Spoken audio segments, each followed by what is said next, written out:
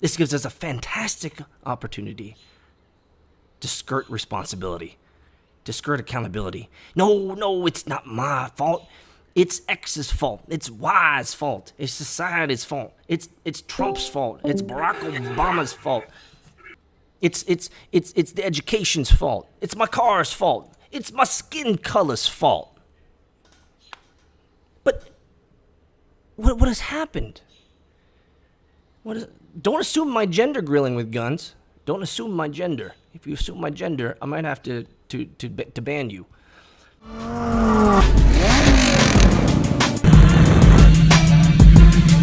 I've built many startups. Most of them have failed. And so Bitcoin is exactly the place that I like to be. We're going to end it right there.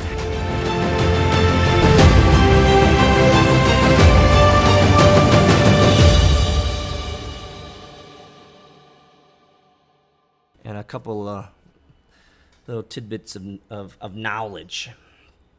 Of knowledge now and again. So let's just jump right in. The title of today's Sunday sermon with the Doge Lord, guys. The title of today's Sunday sermon with the Doge Lord. You guys know what it is. No one's waiting on you. No one's waiting on you. That's the title of today's sermon. I think it's self-explanatory, but I want to go through some of the facets that I have emergently discovered. I have emergently discovered through building startups and through going through the suck and the grind, to make this happen.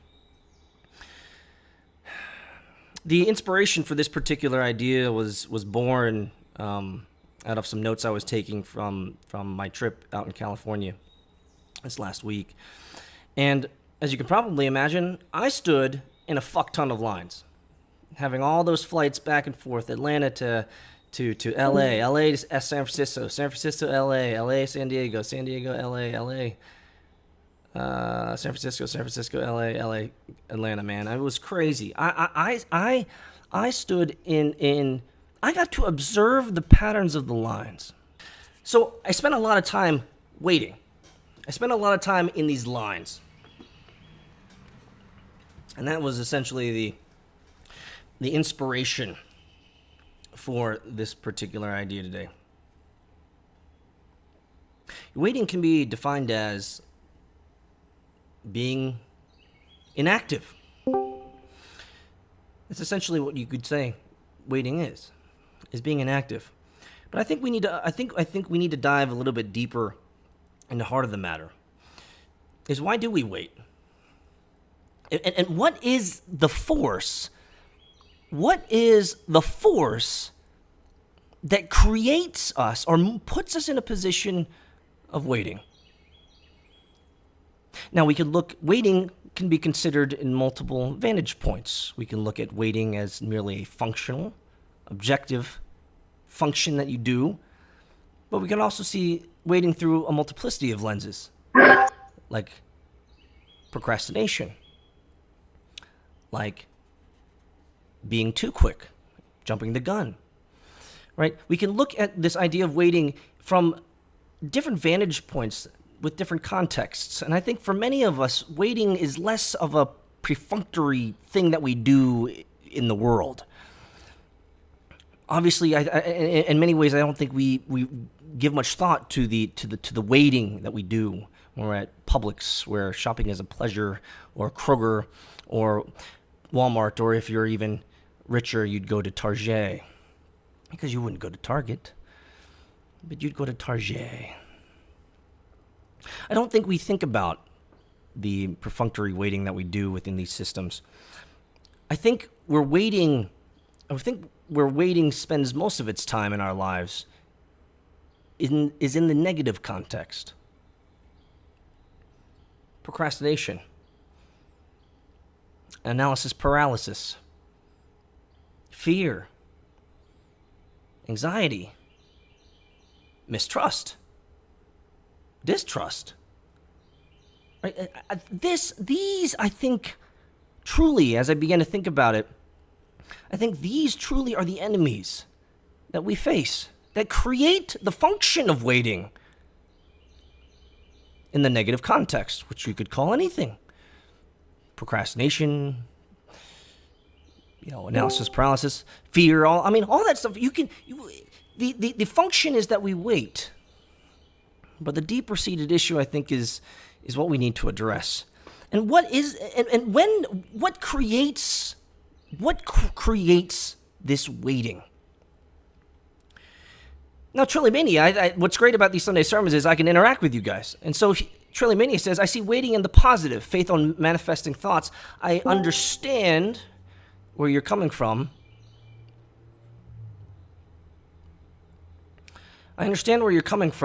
But I think if I were to take the context, Trilliumania, of what you've just said, which is I see waiting in the positive, faith on manifesting thoughts. Faith is a spiritual term, my friend. And I'm going to leave it there. But I think based on this spiritual term that you used, using the word faith, I think if we were to take a deeper look into how faith was manifested through many of the religious texts out there, faith was manifested not by waiting. Faith was manifested through action. Consider that. But I think what creates this waiting, this function of waiting is an idea around resistance. That's really what we struggle with. And so if you're sitting down and you're listening tonight, now's the time to wake up. It's resistance. Resistance is the enemy. And resistance reveals itself. Resistance reveals itself at every angle of life. If you have a desire of your heart to write or paint or do music or some sort of creative endeavor, if you're doing a new entrepreneurial enterprise, if you want to start a new startup or a new idea or a new company, whether you're going on a diet,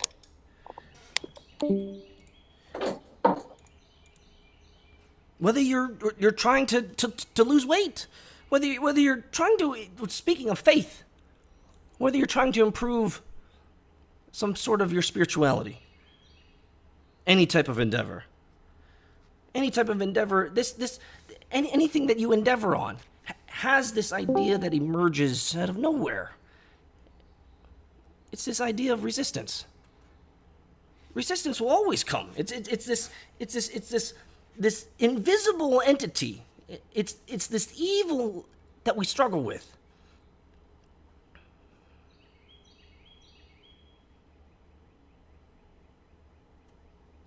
I think resistance will come every time. Every single time. I think resistance will always come. Every single time. When we act or we desire to act, that comes from a higher nature, higher purpose. I think that's when resistance comes. Now what is this resistance? It's invisible. It is unseen. It can't be touched or felt or smelled or tasted. Well, it can be felt. It is, within this context, it is completely negative. It is that element, this resistance in your life. It's that element that distracts you. It's your time bandit. Who's that? I have mine. What's up, Manny? I hear you, whoever you are. Mute. I have my time bandits. It could be anything. It could be too much even of a good thing.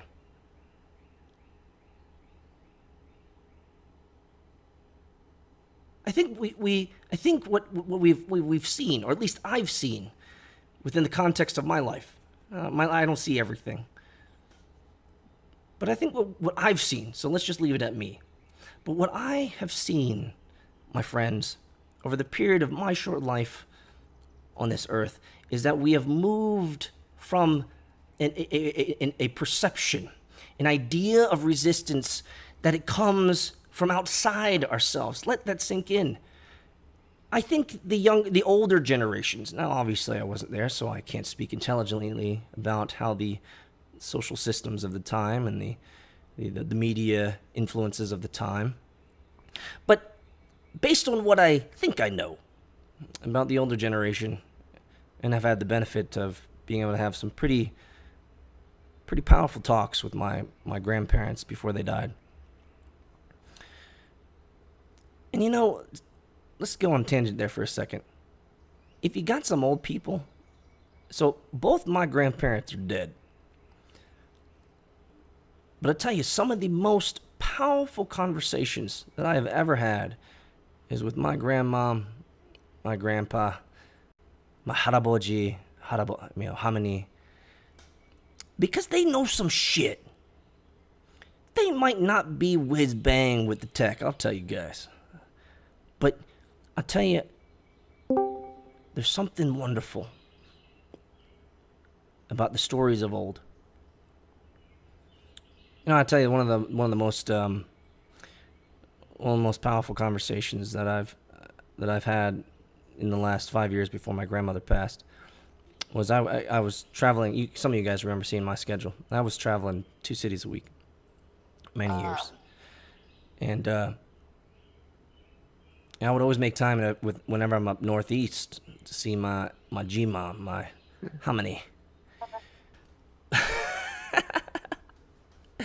But anyway, some of the best conversations were with my grandmother when I visited her up north. I'd ask her questions about what was it like then? How do you see this now? What has changed about X? What has changed about Y? These were some of the most fascinating conversations I've ever had, because it gives you an insight to a world that you'll never experience. And yes, it's one piece of anecdotal evidence, but it's a fascinating one at that. And trust me, when you're old, you love telling stories. You guys know how many fucking great stories I'm going to be having when I'm old and gray, when I'm an old haraboji doge lord. Oh man, the stories I'm going to be telling my grandkids, guys. Man, I hope I remember your names. Be like, yo, man, back in the fucking day, back when there was Michelle Meow.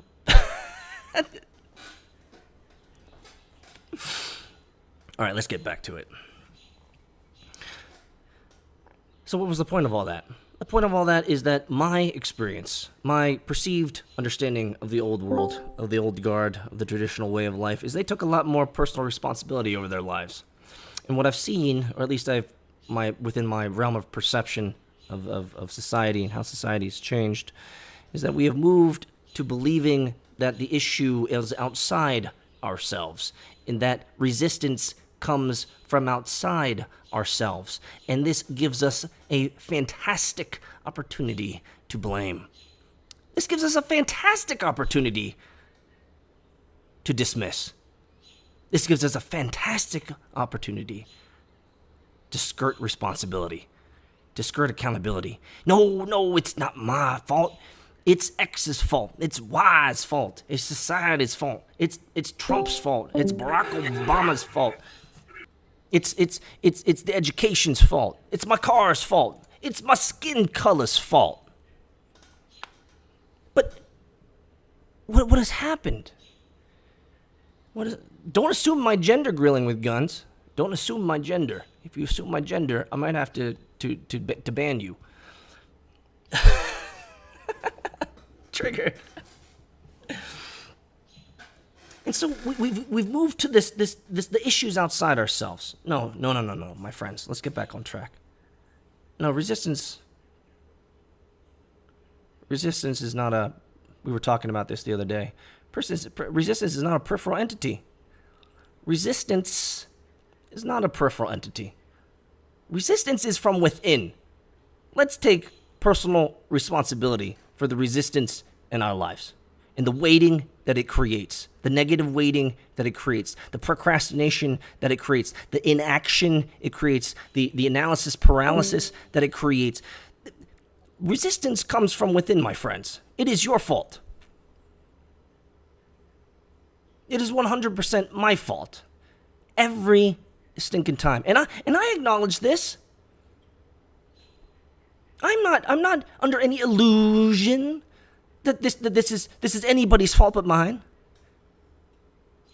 I'm not faking anybody out.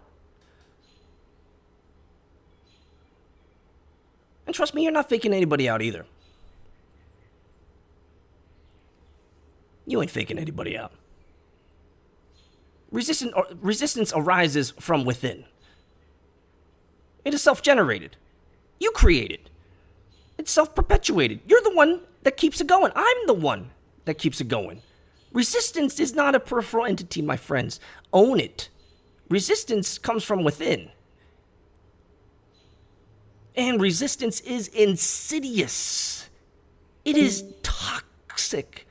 I know. Guys, I know. I fight it every fucking... I fight resistance every fucking day. And you guys, every time I get into this mode, which is pretty much any time you guys give me an opportunity to just do this stuff, is I always sound like I'm complaining about it. No, I want you to know that I'm real. I'm the same as you guys. I have the same flaws. I have the same fuck-ups. I'm imperfect in every bloody way. I'm just like you. And so when I tell you that I don't want to do this, it's coming from the heart. Guys, let me tell you, I want the desire of my heart. The deepest desire of my heart is to let every fucking person I know. You guys remember that stream when my hairdresser from Supercuts? Because I get these cheap ass haircuts, guys. Remember she joined the stream? Guys, please believe I talk to everybody about that Bitcoin. I don't care who you are. That's the desire of my heart. That's what I want to do. And I am so lucky to be able to build stuff that can help me do that.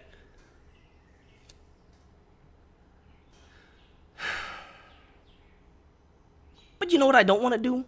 I don't want to wake up early every morning. And I certainly don't want to stay up all fucking night. And yeah, does it sound like I'm complaining? Absolutely. I'm not, but please believe, I'm not complaining. I'm telling you, this is from the heart, man. I don't fucking want to do it. Resistance will tell you anything to keep you from doing your work. Resistance is the ultimate deceiver. It will fabricate and falsify. It will bully you. It will embarrass you. It will cajole you. It will seduce you to an action.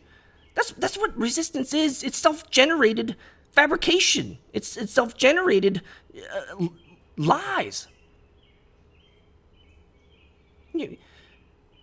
Going scientific for a second. Resistance is like a protein.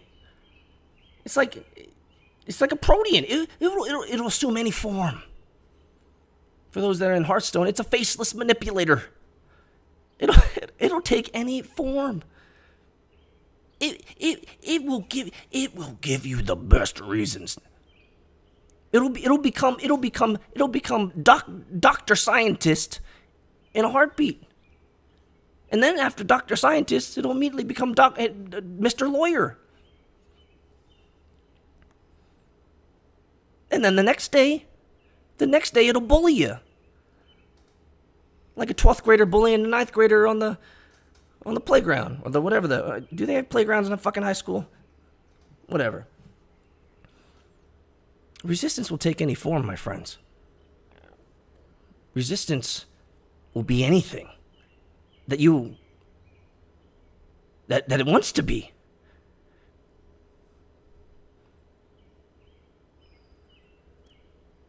Resistance doesn't have a conscience. Resistance doesn't give a shit about you. And I say this all the time. Most things in this world, let's be honest, guys. Most things in this world, they don't give a shit about you. It's just you. If you're blessed, you have a family. And if you're even more blessed, you might even have a couple doges.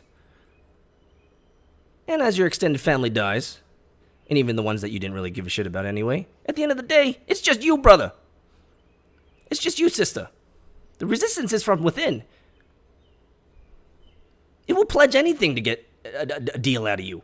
It will say anything. It will say anything to get you to not do what you need to do.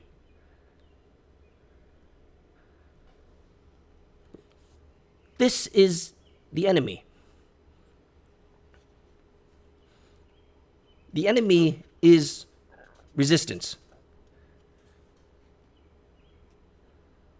And so, as we continue to discuss this idea, I want you to think, what is your resistance?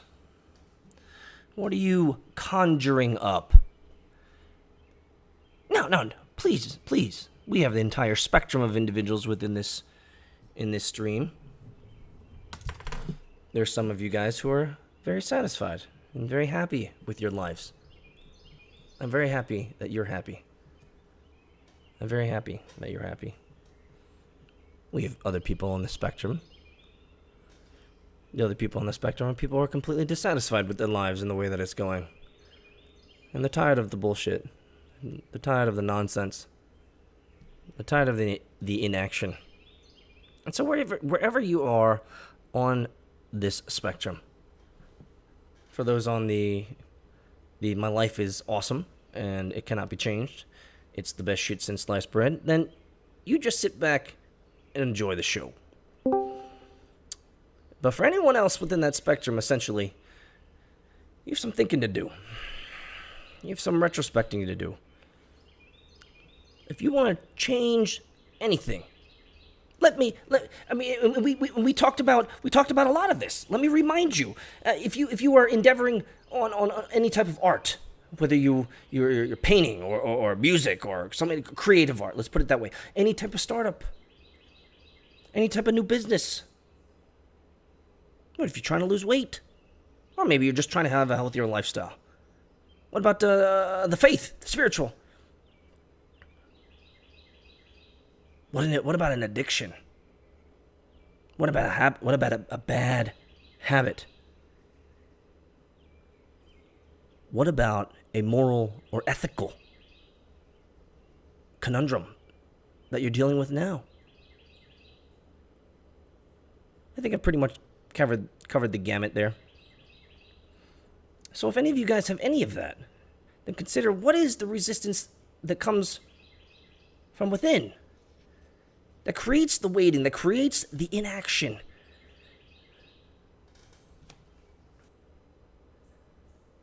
But it is always, in any endeavor, I think one of the biggest pieces of resistance that you will find is the fear of the unknown. But let's be intellectually honest.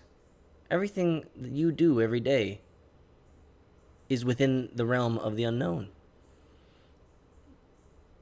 You don't know what variable is going to happen. You don't know how that car is going to cut you off today. You don't know how your coworker is going to say some shit today. You don't know how your boss is going to throw you under the bus. You don't know how that food's going to get spilled on your tie or your blouse at lunch. You don't know how you're going to miss that meeting at 2:30. You don't know that you're going to get stuck back in traffic and then forget that you needed to pick up fucking milk from the grocery store. You have no idea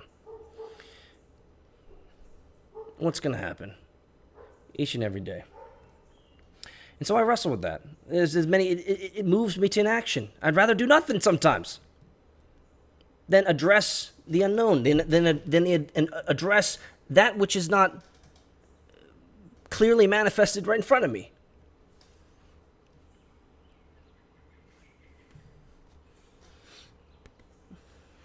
So how do we deal with resistance? Well, I hope that you guys went through B90X. Is that going to be the end of every sermon, guys, that you go through B90X? But there's lots of parts in the B90X about going pro. setting goals, having accountability, having conversations with others, being intentional. See you, Raven. Being intentional. And that's one of the things that I would love to see. I would love to see within this community that we have on Discord and the Bitcoin Pub, is that you will never improve. You will never succeed. You will never get to that mile marker. You will never get to that milestone. You will never get to the end line, the goal line, the finish line. You will never get to where you need to go, or where you really need to go, or you really want to go, if you are not intentional.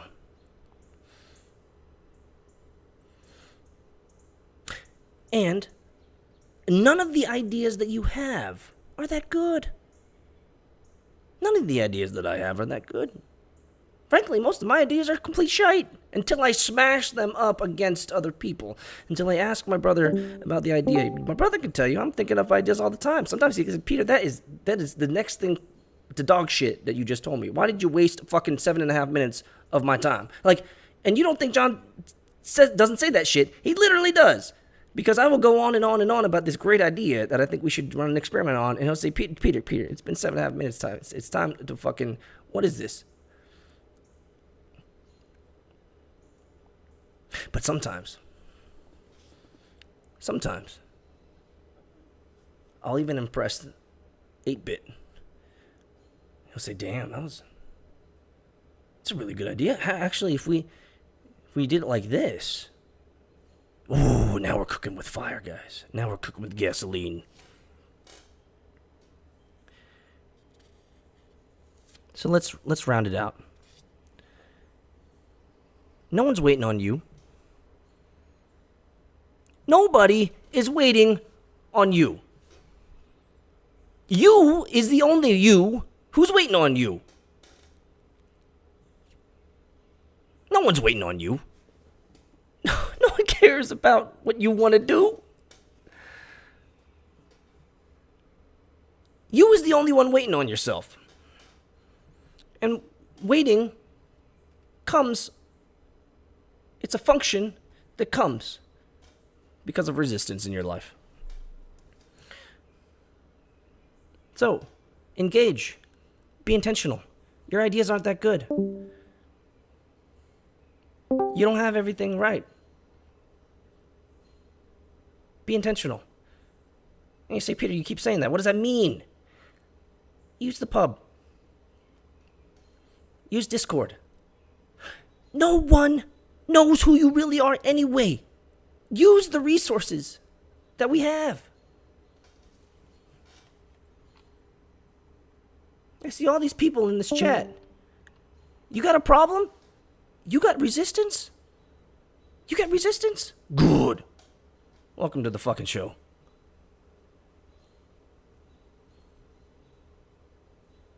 Use Discord. Say, guys, you know what? I have an idea. Here it is. People will respond. People might say, well, that's okay. They might say, yeah, it's a great idea. When they say it's a great idea, they don't think it's a great idea. They're just saying that because they've been behaviorally programmed that within a text medium to say that's a great idea, even though they don't think it's a great idea. So when you say, hey, this is what I'm thinking about, and the first 3 responses you get is, hey, that's a great idea. It's not a great idea. Your idea sucks ass. So be intentional. Say, okay, why? Oh, now you're being intentional. But that's what you have to do. You have to ask questions. We have a community now. Guess what? You want to lose weight? Good. You're fucking fat. You admit, you know it. You know you're unhealthy. Good. Hit it up on the pub. Hit it up on Discord. Say, you know what? I'm fat as fuck. And I need to get my shit together. And you know what? I don't want to get into disparage talk, and I don't want to go through, the hurt locker on myself, and I don't want to make myself feel depressed. But I'm telling you guys, I'm just gonna throw it up there. You know what? I'm fat as fuck, and I need to do something about it. Good. You know what? Someone else in here might DM you and say, "Wow, I got this new thing that I'm going through. Let's do it together. I don't know. I'm making shit up. You might say, it doesn't matter. We have a community of people that if you're intentional with and merely ask the question, you might have to ask it. Guess what? You might have to ask it 20 times. Oh. You asked the question on the pub and you didn't get a response? I'm sorry. But it ain't my fucking fault. Maybe you should have written some more context. Maybe you should have written a post that people would be naturally inclined to read. Maybe you should brush up on that English. Oh, you tried to engage in Discord at 10 a.m. in the morning and no one answered your question? I'm sorry. Maybe people aren't fucking answering questions at 10 o'clock in the morning. But don't DM me and tell me that, Peter, no one's responding to my question. What am I supposed to do, motherfucker? Put it out on blast and let everyone know that your particular question needs a detailed response, like right now? Brother, ain't nobody got time for that. Remember, guys, this comes from a heart of love. The heart of love is very simple.